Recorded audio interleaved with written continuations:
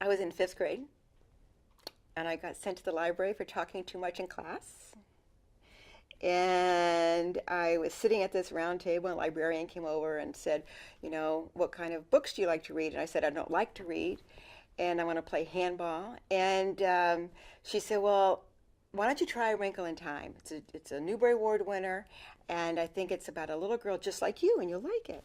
So, I didn't really want to read the book, but that night I started it, and I found love.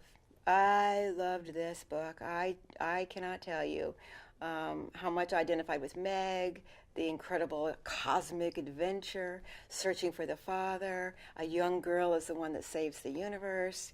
And I put that book down, and I immediately started a letter to Walt Disney. And I thought Mr. Disney, because he's the only person I knew who made movies for children, so I thought for sure Mr. Disney, once he knew about A Wrinkle in Time, he would want to make this book into a movie. But I was too shy to send the letter. So a couple of years later, he died. And I was really sad. I remember crying.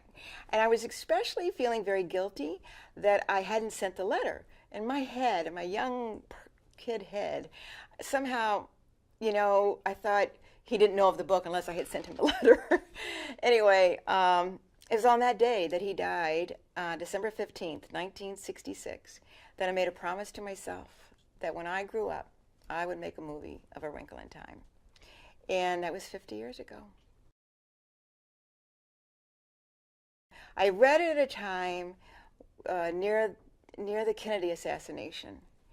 And I think I needed A Wrinkle in Time to give me the kind of courage all young people needed when they were hearing adults talk about the end of hope, that hope had died. And that's a very hard thing to hear when you're 11 years old or 10 years old, as I was. And so it gave me the kind of courage I really needed. And I thought that the movie would not only be this fantastic adventure for everyone to see and enjoy, but it would also give us all great courage to fight back the darkness, whatever the darkness was. To hear Madeleine tell the story of why she wrote it, how it came to be, what was going on in her life at the time, what was influencing her, her fascination with Einstein and the discovery of particle physics, going through her own personal journey of, meaning and finding a meaning in life. I mean, I was listening to all of that from Madeleine's point of view. So that was very, very special. I can only speak to what I learned from Madeleine L'Engle, and that is that it's about a young, insecure girl who looks to her father for the answers, whatever problems she has to deal with in her life. And he's missing, disappeared mysteriously, and she gets the opportunity to go on this grand adventure to find him. And she learns that she has to take that leap of faith within herself, that she is the light that can fight back the darkness, and not to look to her father or to anyone else. And I think that that's the 64,000-foot view of this story, about how we all, wish to depend on, look to someone else to help us figure out our life, our problems, and to come to realize that we have to look to ourselves. And I think that that's the bigger story of A Wrinkle in Time. There are differences between the book and the film, but because they had to be. For decades, I worked with many, many talented people trying to put the book on the screen.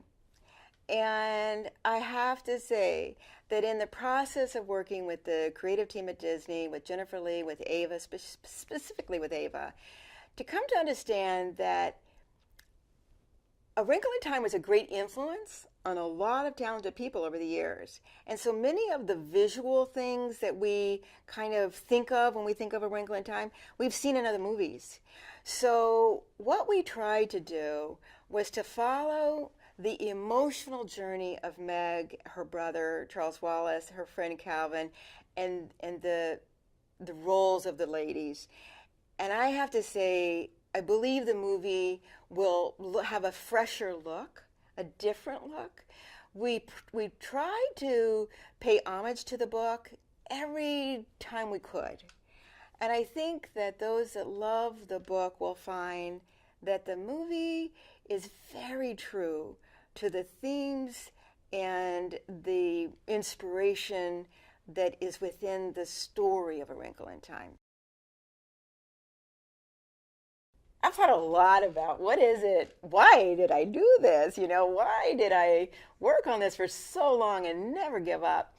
And I think I dreamt of this moment where I would sit in a darkened theater with my box of popcorn, be transported to another universe, have a wonderful time, be emotionally, go through all sorts of emotional things, and walk out of the theater being uplifted, feeling inspired, and maybe trusting the love that is around me a little bit more.